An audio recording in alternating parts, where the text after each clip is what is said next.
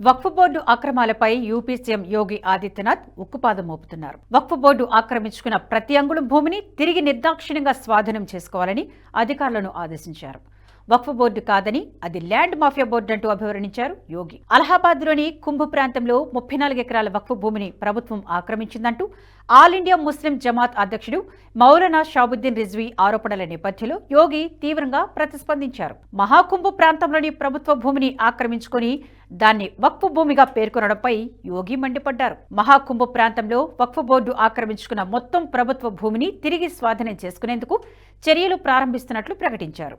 వక్ఫ్ board అనేది భూ ఆక్రమణ మాఫియాగా మారిందని, యూపీ వ్యాప్తంగా వక్ఫ్ బోర్డు ఆక్రమించుకున్న ప్రతి అంగుళం ప్రభుత్వ భూమిని నిర్దాక్షిణ్యంగా స్వాధీనం చేసుకుంటామంటూ తాకీదులు జారీ చేశారు యోగి. అంతేకాదు, వక్ఫ్ చట్టానికి త్వరలో సవరణలు ప్రతిపాదించడంతో పాటు ఆక్రమిత భూములపై వక్ఫ్ బోర్డు వసూలు చేసిన ప్రతి పైసా ఆదాయాన్ని తిరిగి వసూలు చేయనున్నట్లు ప్రకటించారు. వక్ఫ్ బోర్డు నుంచి స్వాధీనం చేసుకున్న ప్రభుత్వ భూమిలో పేదలకు ఇళ్లు కట్టి ఇవ్వనున్నట్లు స్పష్టం చేశారు. యూపీ వక్ఫ్ బోర్డు కొన్ని వేల ఎకరాల ప్రభుత్వ భూమిని ఆక్రమించుకుంది. మరికొన్ని భూముల విషయంలో తమవేనంటూ న్యాయస్థానాలు దావాలు వేసింది.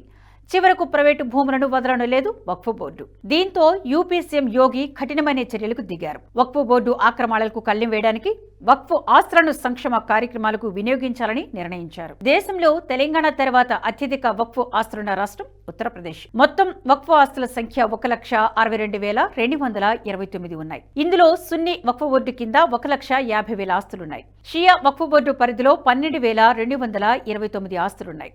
వీటిలో ఆక్రమణకు గురైన ప్రభుత్వ భూములు కూడా ఉన్నాయి. ప్రయాగ్రాజ్లోని అనేక ప్రాంతాల్లోని ప్రభుత్వ భూమిని 50 ఏళ్ల క్రితమే వక్ఫ్ బోర్డు ఆక్రమించింది. దశాబ్దాల క్రితం పరాధీనం కావడంతో ఏవి ప్రభుత్వ భూములు, ఏవి వక్ఫ్ భూములు అనేది తేల్చడం యూపీ రెవెన్యూ అధికారులకు కష్టంగా మారింది. యూపీలో మాఫియా నేర సామ్రాజ్యాన్ని నడిపి గుర్తు తెలియని వ్యక్తుల చేతులు హత్యకు గురైన అతీక్ అహ్మద్ సైతం పెద్ద ఎత్తున ప్రైవేట్, ప్రభుత్వ ఆస్తులను వక్ఫ్ ఆస్తులుగా మార్చి ఆ తర్వాత ఆక్రమించుకున్నాడు. అతీక్ హత్య తర్వాత ప్రభుత్వ సదరు ఆస్తులను తిరిగి స్వాధీనం చేసుకుంది. యూపీ వక్ఫ్ బోర్డు చైర్మన్ జుఫార్ అహ్మద్ షారిఖీ లాంటి వారు ప్రభుత్వ చర్యలను నిరసిస్తూ న్యాయస్థానాలను ఆశ్రయించారు. గ్రామీణ ప్రాంతాల్లోని ప్రభుత్వ భూమిని, పట్టణ ప్రాంతాల్లోని భూమిని ఆక్రమించుకున్న సున్నీ వక్ఫ్ బోర్డు వాటన్నిటినీ బోర్డుకు సంబంధించిన ఆస్తులుగా తప్పుడు పత్రాలను సృష్టించింది. వక్ఫ్ బోర్డు తన అక్రమాలను సమర్థించుకోవడానికి న్యాయస్థానాలను ఆశ్రయిస్తే ప్రభుత్వం ప్రతివాదిగా దావా దాఖలు చేయాల్సిన దుస్థితి దాపురించిందంటే వక్ఫ్ బోర్డు అరాచకాలు ఏ స్థాయిలో ఉన్నాయో ఊహించుకోవచ్చు. యూపీలోని ప్రతి ప్రధాన పట్టణం, నగరంలో వక్ఫ్ బోర్డు ఆక్రమణలు ఉన్నాయి. వారణాసిలో 115 ఏళ్ల ఉదయ్ ప్రతాప్ కాలేజీ భూములు తమవేనంటూ వక్ఫ్ బోర్డు న్యాయస్థానాన్ని ఆశ్రయించింది. ఉదయ్ ప్రతాప్ కాలేజీలో సుమారు 17,000 మంది విద్యార్థులు ఉన్నారు. 100 ఎకరాల భూమి కాలేజీ పేరిట ఉంది.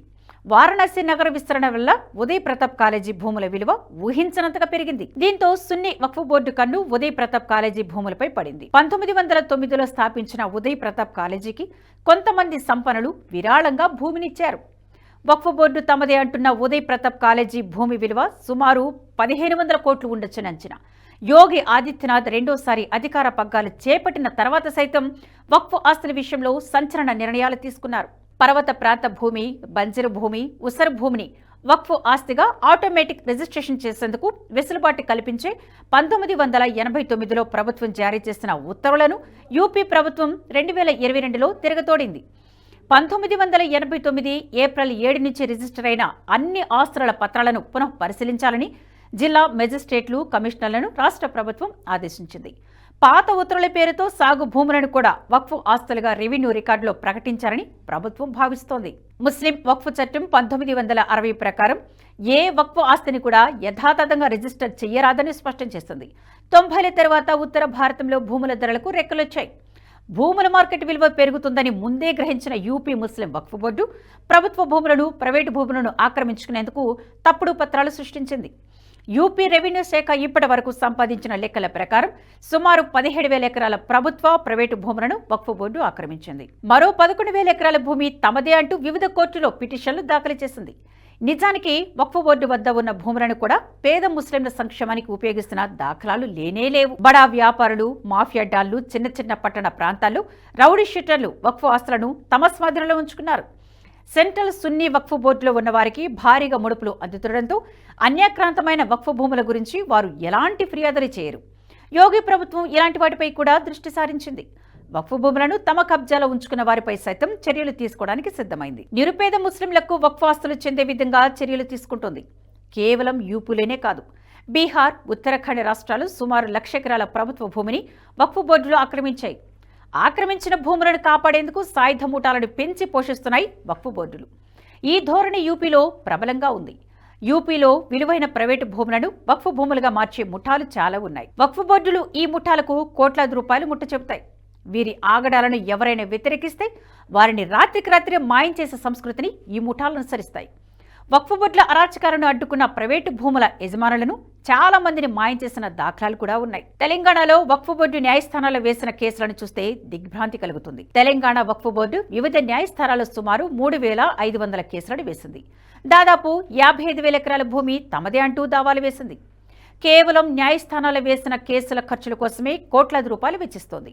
తెలంగాణలోని 77,000 ఎకరాల వక్ఫ్ భూమిలో కేవలం 22,000 ఎకరాలు మాత్రమే ప్రస్తుతం తమ ఆధీనంలో ఉందని, మిగతా భూమి మొత్తం అన్యాక్రాంతమైపోయిందంటూ బోర్డు న్యాయస్థానాలను ఆశ్రయించింది.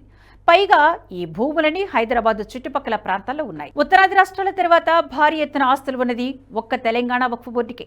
ఆ తర్వాత స్థానంలో మధ్యప్రదేశ్, కర్ణాటక రాష్ట్రాలు వస్తాయి.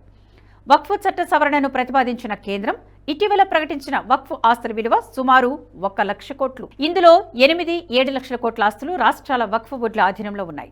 రాష్ట్రాల వక్ఫ్ బోర్డుల ఆస్తులు సింహభాగం ఆస్తులు ప్రభుత్వ భూములే అని గతంలో కేంద్రం ప్రకటించింది. దేశంలోని అన్ని వక్ఫ్ బోర్డులు కేవలం 200 మంది ఆధీనంలో ఉన్నాయి. వక్ఫ్ ఆస్తులని వీరి ఆధీనంలో ఉంటాయి. యూపీ, బీహార్లోని షియా వక్ఫ్ బోర్డుల ఆస్తులు కూడా 100 కోట్లోనే ఉంటుంది.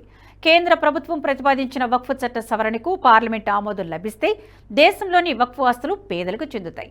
వక్ఫ్ స్వాధీనంలో ఉన్న ప్రభుత్వ, ప్రైవేట్ ఆస్తులకు మోక్షం లభిస్తుంది. వక్ఫ్ బోర్డుల ఆధీనంలోని ప్రభుత్వ ఆస్తుల పునః స్వాధీనానికి యూపీ సీఎం యోగి ఆదిత్యనాథ్ అనుసరించే పద్ధతిని మిగతా రాష్ట్ర ప్రభుత్వాలు కూడా అనుసరిస్తే లక్షల ఎకరాల ప్రభుత్వ భూమి ప్రజలకు చెందుతుంది. ఈ వీడియో మీకు నచ్చినట్టయితే లైక్ చేయండి, 10 మందికి షేర్ చేయండి. అలాగే కామెంట్ల రూపంలో మీ అభిప్రాయాలను మాతో పంచుకోండి. Nationalist hub group of channels ను సబ్స్క్రైబ్ చేసుకుని తెలుగునాట జాతీయవాద జర్నలిజాన్ని ప్రోత్సహించండి. ఈ వీడియో కింద ఉన్న బెల్ ఐకాన్ పై క్లిక్ చేయడం మర్చిపోవద్దు.